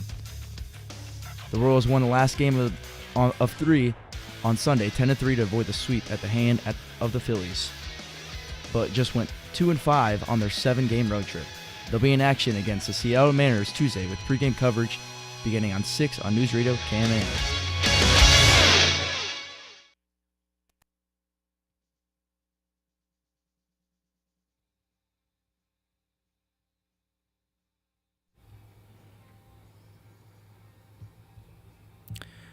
Gavin with his first in-game update, or in-show update, the Wildcat Insider update. I forget what we call him, but Gavin with the update. Appreciate that. We're back on Wildcat Insider. Mitch Fortner and Tim Everson with Cole Dutchendorf. Gavin Hyatt right now in training mode, learning how things work over there across the glass, getting these live reps right here on News Radio KMAN. We have mentioned multiple times throughout the show today just kind of the history note about this start for K-State. It's the worst start since 1989. Never in my lifetime has K-State started 1-3. The worst start was 1-2. That was back in 2009. I don't really recall that season, like when it comes to preseason talk, other than Bill Snyder being back, and I'm sure that was it brought some hype, right? But Josh Freeman is no longer here. Jordy Nelson is no longer here. Like offensively, I mean, you lost a whole bunch of pieces that, they could actually, score the ball. Defensively is where they really stunk, right? I'll always love you, Grant Gregory. Always. Will you? Always. All right. He was the best. But to me, the hurt, I'll put it that way, or the disappointment, or a little bit surprised that this team isn't doing well, I kind of go back to 2004. Darren Sproles was back. I mean, that was huge for me. Darren Sproles didn't graduate after 2003 without Roberson. He still had another year to go, and I mean, K-State had Brian Casey back. Blinking on who else would have been kind of Antoine Polite was back. But it was still a pretty decent amount of new players that were going to be a part of this team. But they had some key pieces, like with a lot of experience back, including the best running back in program history in Darren Sproles. K-State comes out that first game in 2004. They beat some like UMass or somebody by 13 points. It's like, oh boy.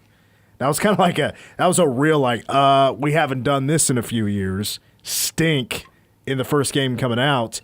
And then just got their butts kicked against Fresno State.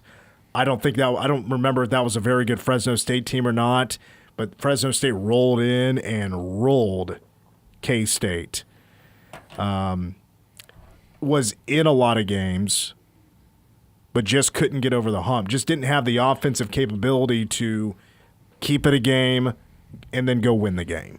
You know what I mean? It just lacked the kind of talent, despite having Darren Sproles. Yeah. Still ran for over 1,000 yards. It just wasn't the 1,000 yards or nearly 2,000 yards that he did with Flash the year prior. It was a lot harder, and they just didn't have as good of an offensive line back then. It was Allen Everidge, and who was the other quarterback? Well, no. I think Allen Everidge was 05. I think it was Dylan Meyer. Oh, boy. Yeah, it was. Yeah, yes, it was Dylan Meyer. Alan Webb. Alan Webb. Thank you.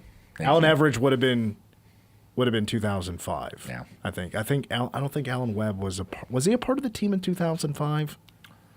Boy, I mean, we're talking 20. Yeah. No, maybe it was. Dylan Meyer wasn't a part of the team. Dylan Meyer was done after that season. Maybe, I don't know. We're talking about not so great quarterbacks in K-State history. I mean, the sixth game in, KU beats K-State in Lawrence. Like, it was just, it was hell, that 2004 season. This kind of reminds me of that, but back then I was 14 years old. Now I'm 35. So we're talking 21 years later, and we're back to that kind of pain, that kind of calling for heads to roll, calling for, the media to be asking the hard-hitting questions that they want answers to. Why aren't the Cats doing this? Why aren't the Cats doing that? And I was asked earlier today in the show, I mean, there's so many things we haven't even gotten to yet that we could probably break down and discuss, why it's not working out. One of the things that was brought up during the show we haven't gotten to yet was about Avery Johnson and his progression, which leads me to the comment that it was a week or two ago that Matt Wells made to the media about, he's like, look, like he tells Avery that if the first read is there, go there no matter what. And I remember hearing that. I'm like, I don't know if I'm the biggest fan of that, because I think that could lead to Avery focusing on the first read, the first progression, the first receiver too much. Right. Or trying to go to that just automatically when the pressure is coming and throw passes that are, just trying to get rid of the football, but are turnover-worthy type of passes. Making plays that he shouldn't and maybe sometimes should just eat the sack. I'm not a big fan of that, and I think Avery is slowly going through the progressions.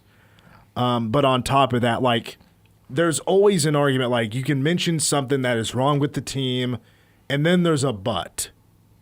Like, but they could be better if these guys did better, or vice versa. Avery could be better if the offensive line was doing its job. The offensive line could do this. It's just kind of it doesn't matter where you look. There is an issue. Avery is not perfect. I think his downfield throwing has been pretty phenomenal. Pretty good. But he threw a couple of passes against Arizona, the deep ball, trying to go to Jace Brown because I think he was pressing. I think he was trying to do too much. I think the pressure was starting to get to him in the offense of going to try to make a play, just going to get a first down. Because right now, this offense can't score without the big play.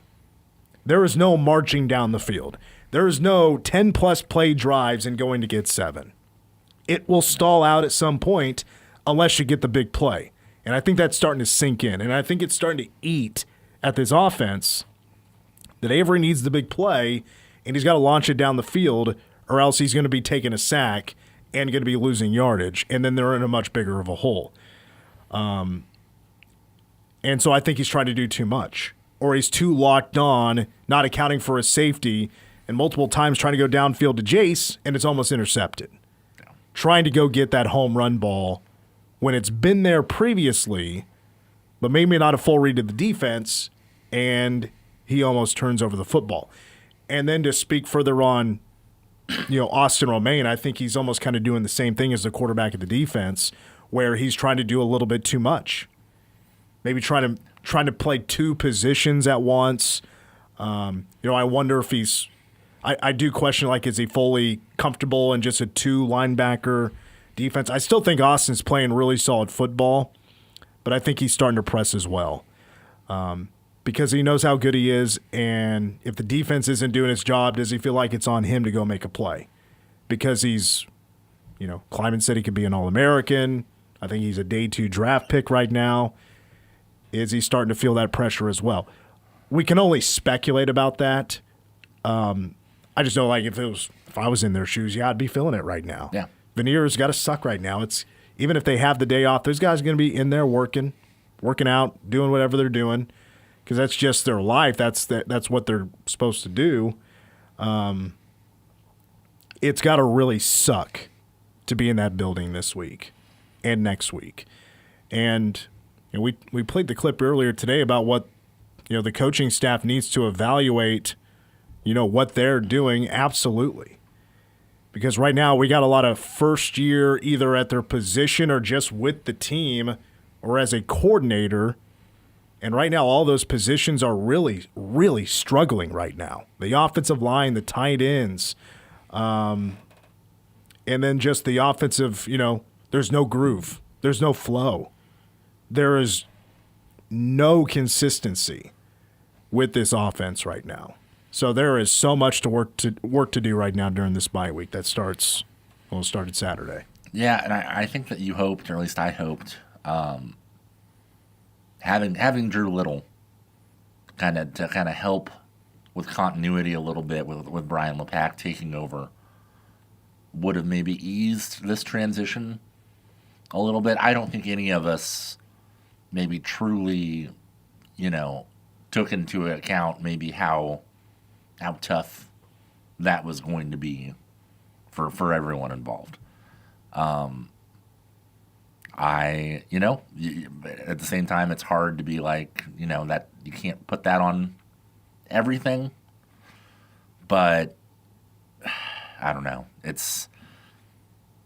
And you really, when you start thinking about it, you just kind of the snake eats its own tail, and you just start thinking about, well, but it could be this is affecting that thing.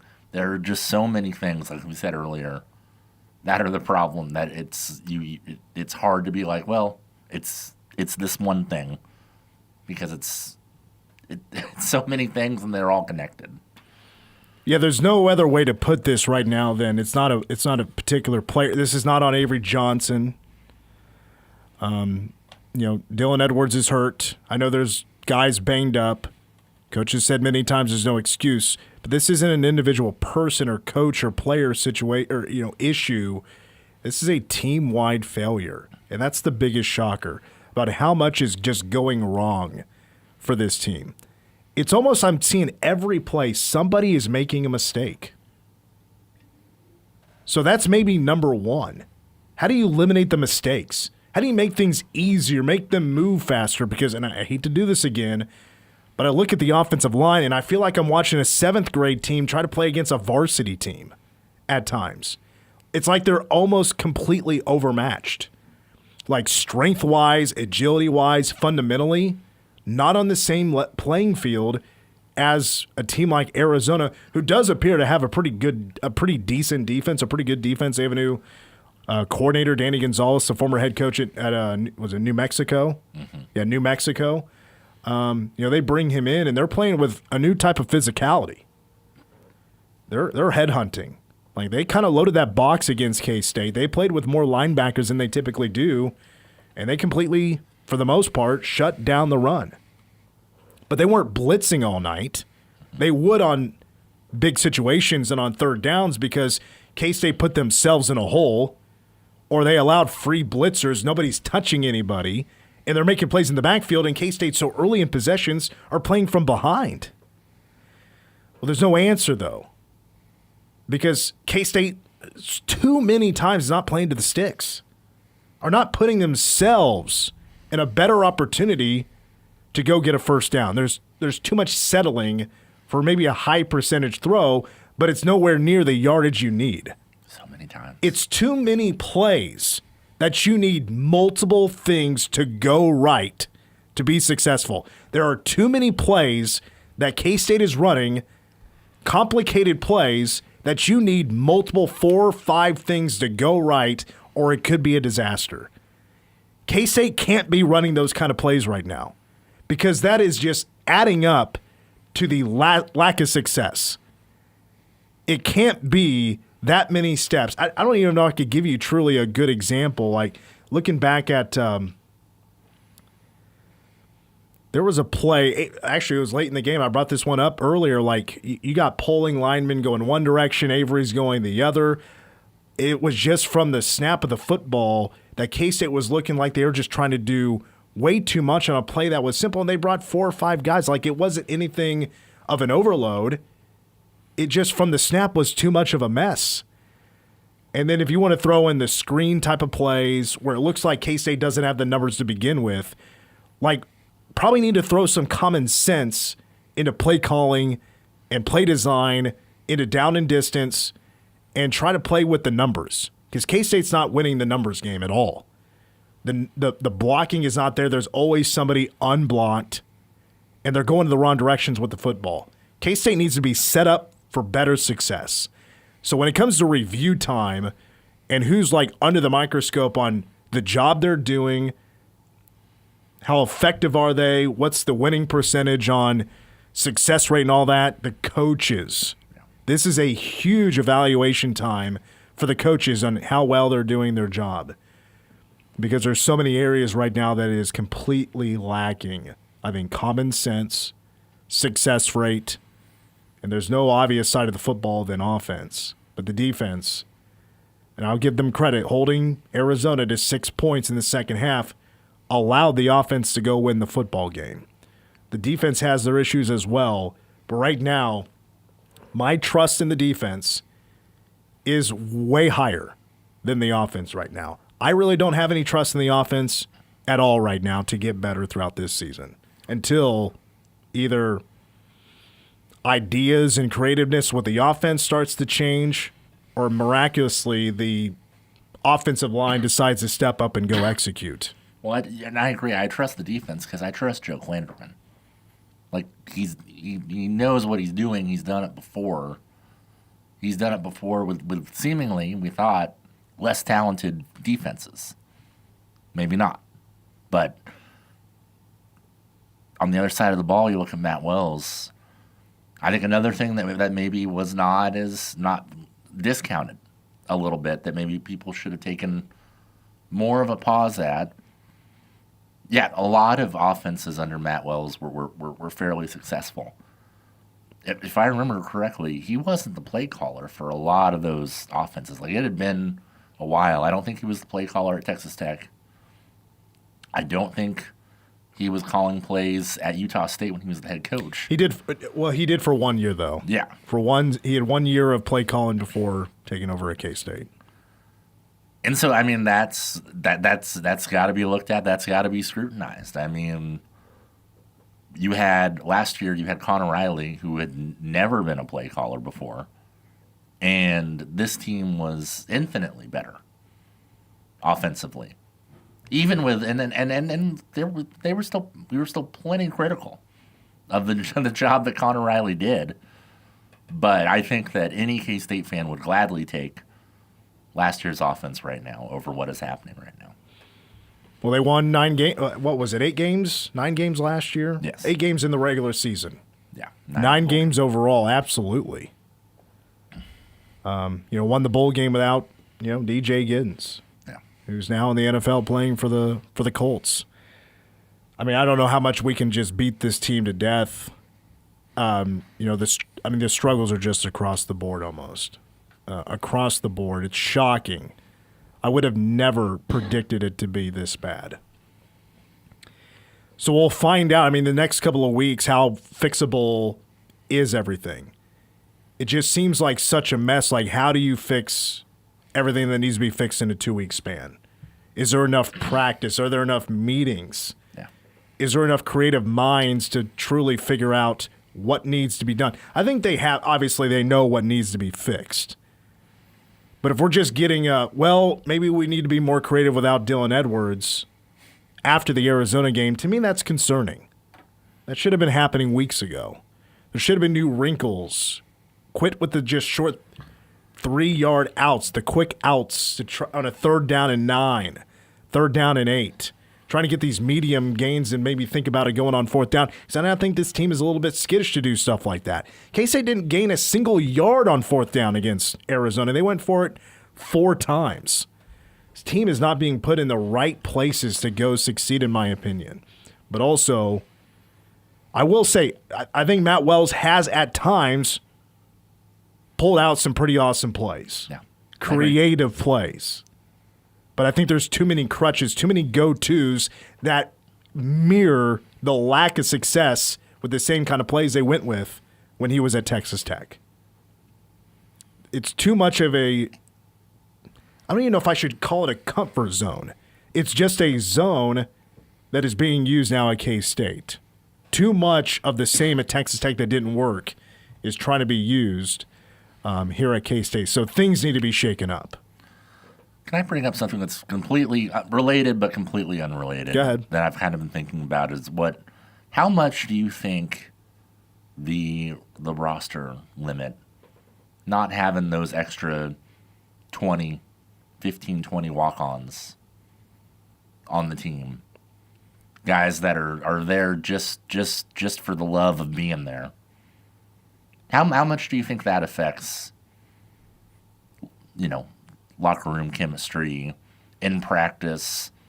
If you got this Western Kansas kid that's working his tail off, coming for your job, even if he is less talented than you, that makes you want to work harder.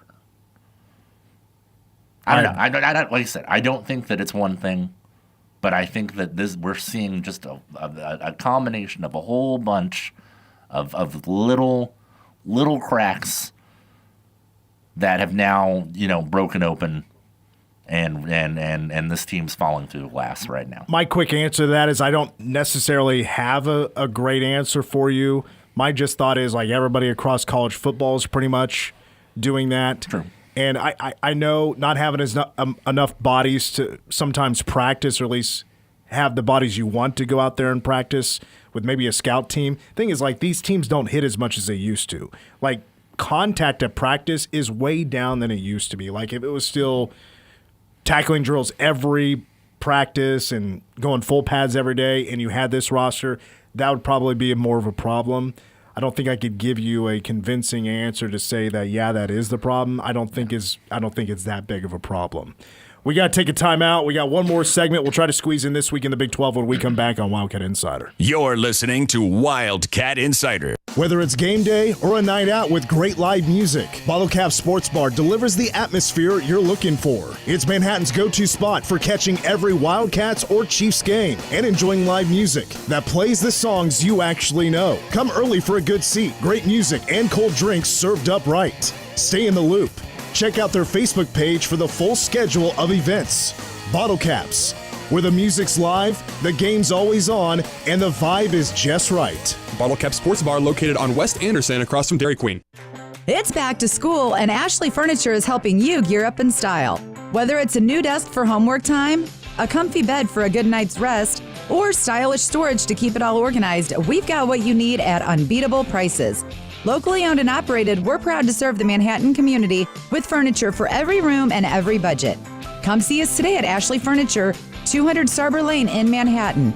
Your home, your style, your Ashley.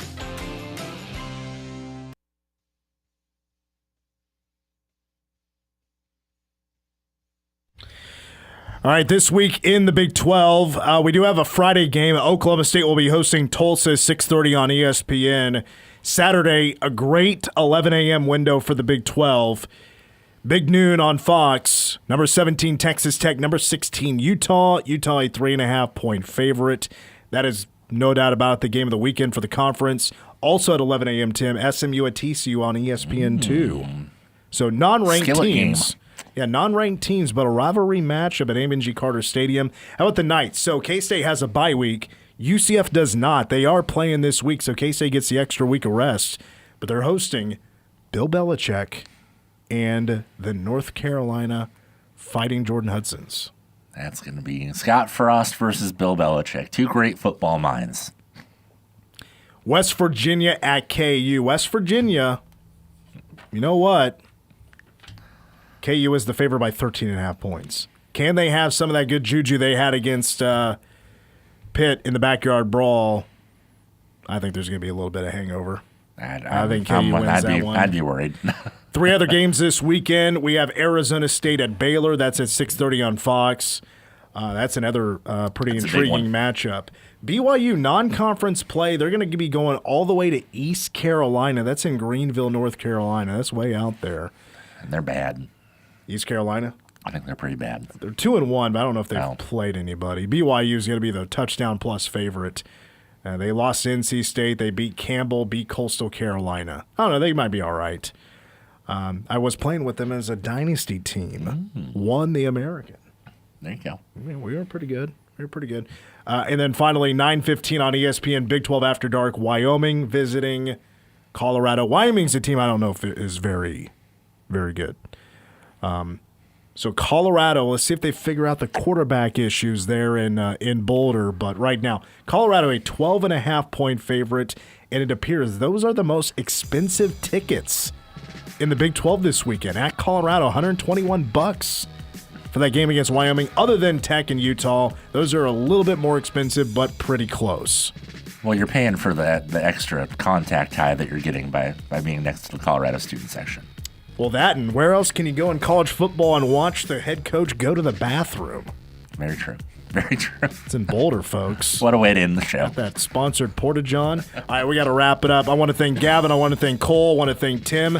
We got the game tomorrow from 4 to 6 o'clock. Boy, here we go. More reaction from this rough start to the K-State football season.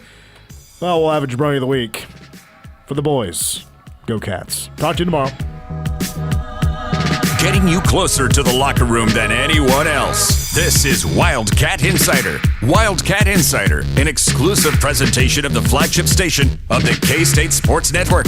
News Radio 1350, KMAN. In Manhattan, building community means more than bricks and beams. It means innovation and partnership.